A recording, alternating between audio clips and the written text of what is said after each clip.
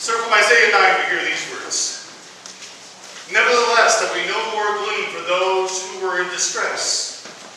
In the past, he humbled the land of Zebulun and the land of Naphtali. But in the future, he will honor Galilee of the Gentiles by way of the sea along the Jordan. The people walking in darkness have seen a great light. On those living in the land of the shadow of death, a light has dawned. You have enlarged the nation and increased their joy.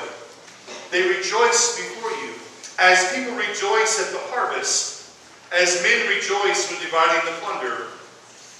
For as in the day of Midian's defeat, you have shattered the yoke that burdens them, the bar across their shoulders, the rod of their oppressor. Every warrior's boot used in battle and every garment rolled in blood will be destined for burning, will be fuel for the fire.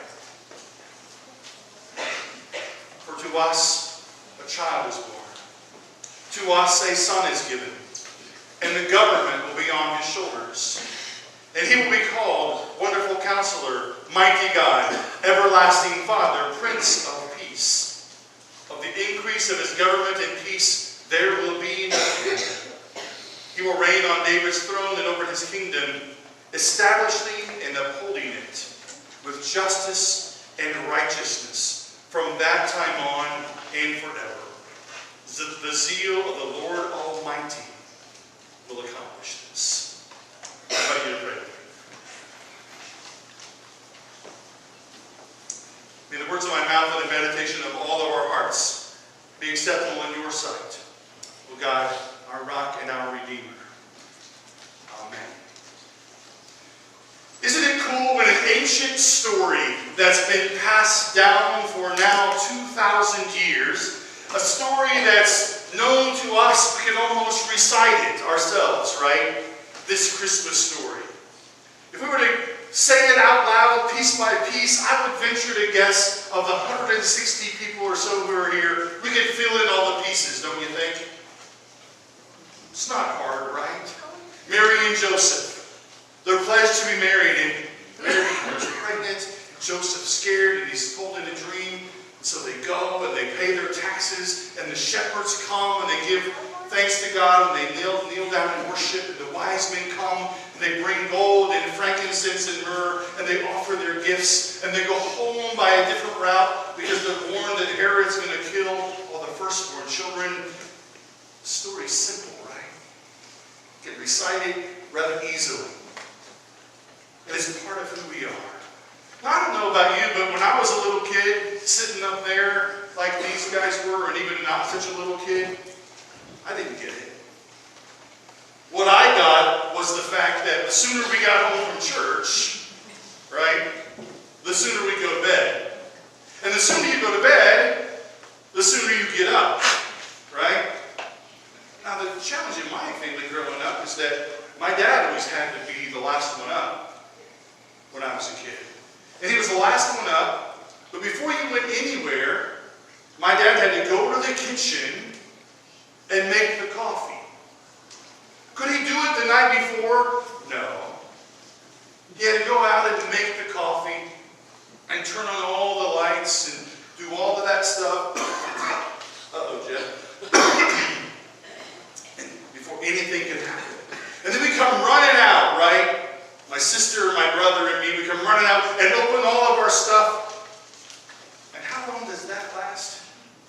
How long does that last? Usually not very long, right? Or do your parents make you go really slow? Yeah. Right. You hear what said? You got to take pictures. Right. And what did you say, Deb? Slow down, right?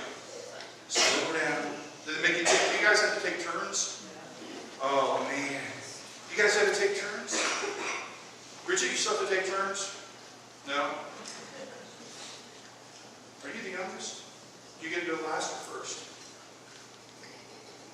It's last this year. So there's all these rules, right? And you have to follow them to get all done, right? And then what? Well, there's lots to be had yet, right? And I'm not sure we understand all that. Even when you're a parent, remember when your kids were really young? If you had kids, you remember that? I got as excited as they did. I'm not so excited anymore because Kelsey's not.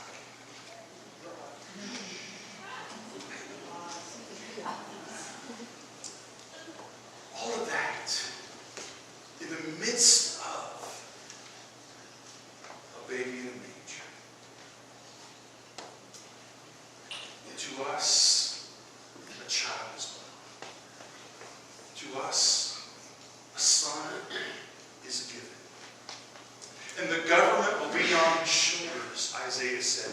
And he will be called Wonderful Counselor, Mighty God, Everlasting Father, Prince of Peace. Of the increase of his government, there will be no end. And friends, in the midst of that Isaiah prophecy, there is this good news that is ours this night. It doesn't matter in this world who thinks they have the power. It doesn't matter in this world who gets the biggest presents, or as the bumper sticker says, he who dies with the most toys wins. It doesn't matter. It doesn't matter what dictator in the world flexes his or her muscles. It doesn't matter about those who think they have the power to kill whoever they want. You see, the Isaiah prophecy holds true today. Of the increase of his government, Jesus Christ, there will be no end. So you say, Jim, how does that happen? How does that work? How does it work in us? Because we can't overcome evil all by ourselves. We can't do anything about it. Even the violence that's in our midst, we have a hard time dealing with and even comprehending, right? You read it in the news and it really makes no sense. But you see, it really does come back to us. The little of us, the youngest of us, don't get it. But we should. Every week we've added a light to the Advent wreath. Hope, peace, joy, and love. And every week we've sought to dispel a bit of the darkness.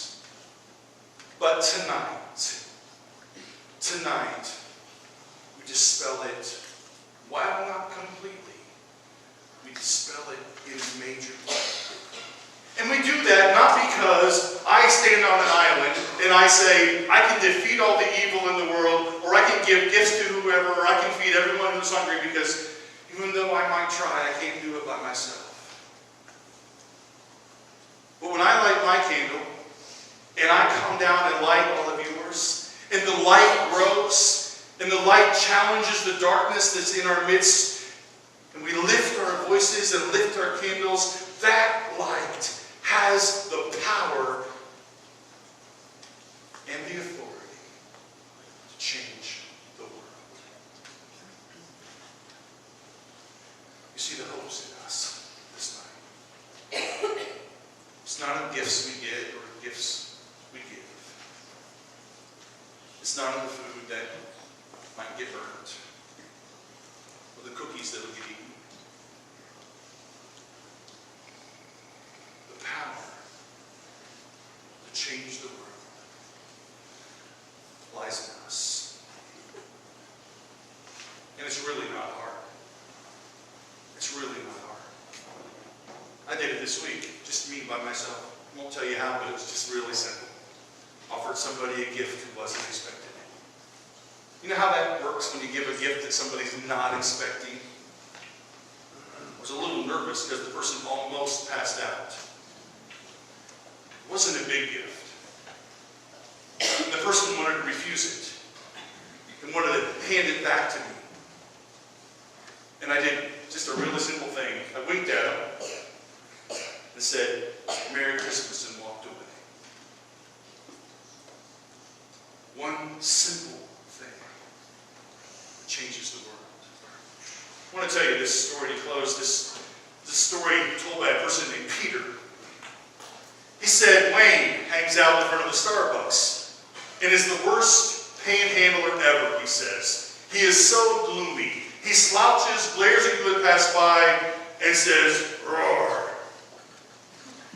I confess, Peter says, I've walked across the street just to avoid him.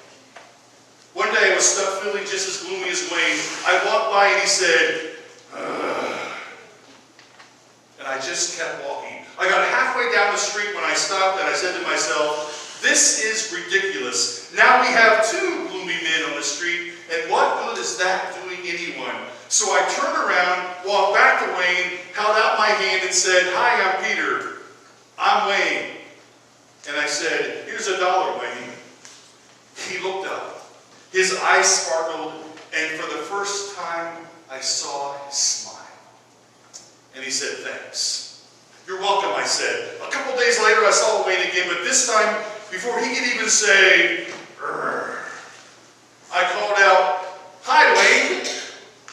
Wayne came over and grabbed me. "Hey, great to see you again, man," and lifted me up off the ground.